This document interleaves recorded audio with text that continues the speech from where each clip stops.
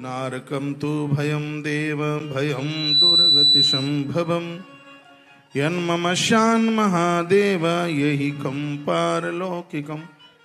भगवान महादेव एकादशी की महिमा का वर्णन करते हैं और वो कहते हैं जो भी कोई 11 का एकादशी का व्रत करेगा उसको नार की यातना नहीं भोगनी पड़ेगी। आप में बड़े बड़भागी भाग्यशाली हैं जिन्होंने आज 11 का व्रत किया है। करने को तो सब तैयार हैं, लेकिन एकादशी भी कोई पुण्यों के बिना नहीं कर सकता। और यह सच है, एकादशी के दिन सगरे पुण्य एकादशी में ही प्रविष्ट हो जाते हैं। जिन्होंने आज एकादशी की है, यत्फलम तो कुरुक्षेत्रे सूर्य ग्रहण कोटि भी, सूर्य ग्रहण के समय पर 1 करोड़ बार कोई कुरुक्षेत्र में स्नान करे, उससे जितना पुण्य प्राप्त होता है 11 का व्रत करने वाले भक्तों को तत्काल उतने पुण्य की प्राप्ति हो जाती है।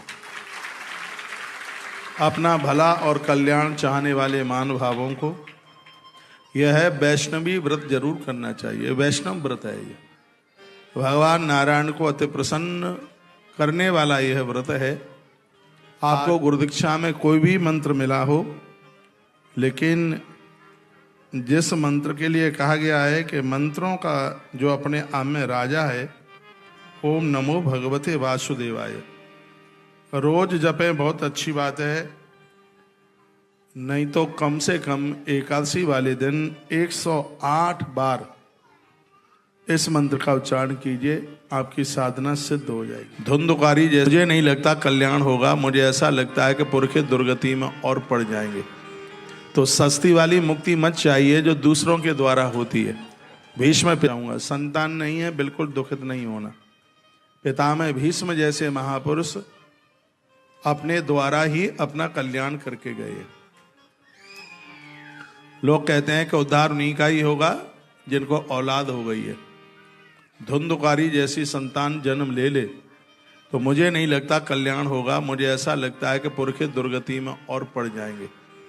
तो सस्ती वाली मुक्ति मत चाहिए जो दूसरों के द्वारा होती है। भीष्म पितामह ने कहा था, हम अपनी मुक्ति का द्वार अपने हाथों से खोल करके जाएंगे, और वही हुआ। गंगा माई स्वयं उनको जल पिलाने के लिए आई। जिस समय वो प्राण छोड़ रहे थे तो सगरे देवता मृत्यु लोक में उतर के आ गए। वह भीष्म जिसको कोई संतान नहीं थी। मुझे ये माताएं ज़्यादा तरह से मिलती हैं और ये परेशान होती हैं, हमारे तो औलादी नहीं है, संतानी नहीं है, अब पता नहीं हमारा कैसे कल्याण होगा। एकादशी का व्रत करो, अच्छे काम करो, भगवान का भजन करो, उड़न खटोला आएगा लेने के लिए। स्वयं भगवान चल करके आएंगे इस मृत्यु लोक में। व्रत बहुत है इस धरती पर, एकादशी से बढ़कर व्रत पहले भी कोई नहीं और बाद में भी कोई नहीं। आज नहीं तो कल, कल नहीं तो बरसों बाद 11 का व्रत जरूर करना। एकादशी का व्रत जैसे चंद्रमा की जो रोशनी है, आपके ज्ञान का प्रकाश, आपकी शीतलता चंद्रमा की तरह और आपका ज्ञान सूर्य नारायण की तरह प्रखरित होता है। यह महिमा श्री 11 की है। जैसे एकादशी का पुण्य 1 करोड़ एकादशी के बराबर होता है। कल आपने विस्तार पूर्वक ये सुना। जब भी ये आएगी 10-5 साल में एक आध बार आती है। अभी कोरोना काल में निकली है 30 वर्षा, और जब भी ये आएगी तब मैं वीडियो डालकर आपको संदेश देता रहूंगा। हर 11 में वीडियो जाती है। एकादशी का पारण जरूर किया करें। जैसे एकादशी के दिन में सोया नहीं जाता, रात के 12 बजे तक सोने का विधान नहीं है। जो 11 का व्रत करते हैं, रात्रि को 12 बजे तक जागरण किया जाए, भगवान का नाम लिया जाए, यानी नींद नहीं ली जाती, सोया नहीं जाता। फलिहार भी ऐसा लिया जाता है जिसमें डकार ना आवे, नींद ना आवे, प्रमाद ना आवे। और यदि यह हो गया है तो उससे भगवत दोष लगता है। इस दोष से निवृत्त के लिए हर व्रत का पारण किया जाता है। तो एकादशी का जल पारण वाला ही जाता है। हाथ में जल लिया जाता है, तुलसी का पत्र रखा जाता है, बोला जाता है ओम नमो भगवते वासुदेवाय। ऐसा बोल करके आचमन किया जाता है, ओम केशवाय नमः। फिर ओम नमो भगवते वासुदेवाय माधवाय नमः। फिर ओम नमो भगवते वासुदेवाय नारायणाय नमः। 3 बार ऐसा बोल के आचमन किया जाता है। तुलसी पत्र मुख में डाला जाता है। यदि प्रदोष का व्रत नहीं किए हैं तो चावल के द्वारा व्रत खोला जाता है। आंवले के द्वारा, आंवला बड़ा विशेष है, आंवले के द्वारा यह व्रत खोला जाता है। फिर एक ब्राह्मण को भोजन कराया जाता है, गौ माता को चंदिया दी जाती है। ब्राह्मण को भोजन द्वादशी के दिन कराया जाता है तो उसकी इतनी बड़ी महिमा है, यदि एकादशी का कोई उद्यापन ना कर पाए और उसकी कहीं मृत्यु हो जाए तो उसकी एकादशी पूर्ण मानी जाती है, पूर्ण 11 उसकी मानी जाती है। द्वादशी के दिन भोजन की इतनी बड़ी महिमा। ब्राह्मण भोजन, गौ माता को चंदिया, इसका बहुत बड़ा महात्म्य है। और आंवले का महात्म्य सुनना, ये सब महिमा से भरे हुए हैं। कल द्वादशी है, मैं कल आपको आंवले का महात्म्य भी सुनाऊंगा, पिछले बार भी सुनाया है, फिर सुनाऊंगा। तो ये छोटी छोटी बातें। आज मेरे पास कोई श्रीमान जी का मैसेज था, कहा महाराज जी आपने आज एकादशी के बारे में इतना बारीकी से बताया है।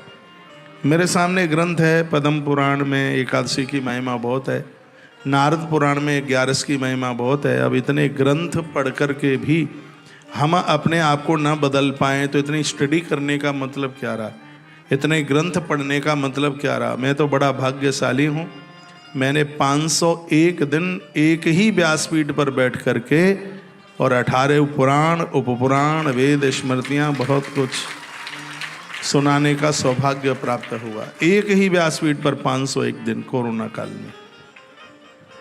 व्यासपीठ ही नहीं चेंज करी।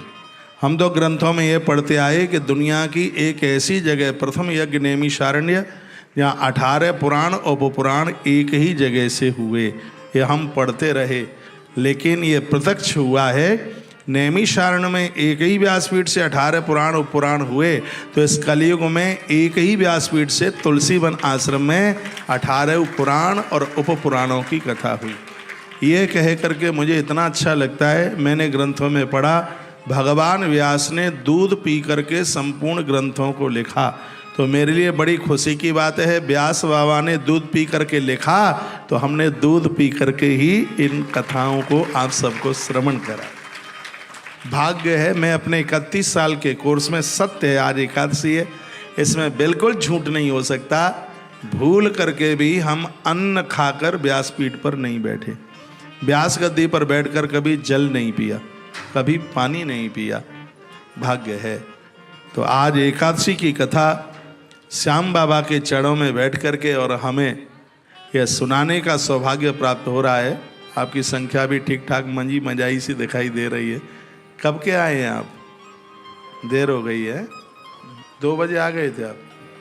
मैं 2 बजे से थोड़ा पहले ही यहाँ बोल के गया हूँ, यहाँ मेरी व्यास गद्दी लगी थी, यहीं से बोल रहा था। हाँ ठीक है, तो थोड़ी सी कथा और लेट कर लेंगे फिर, तो हमें भी जाना ही है।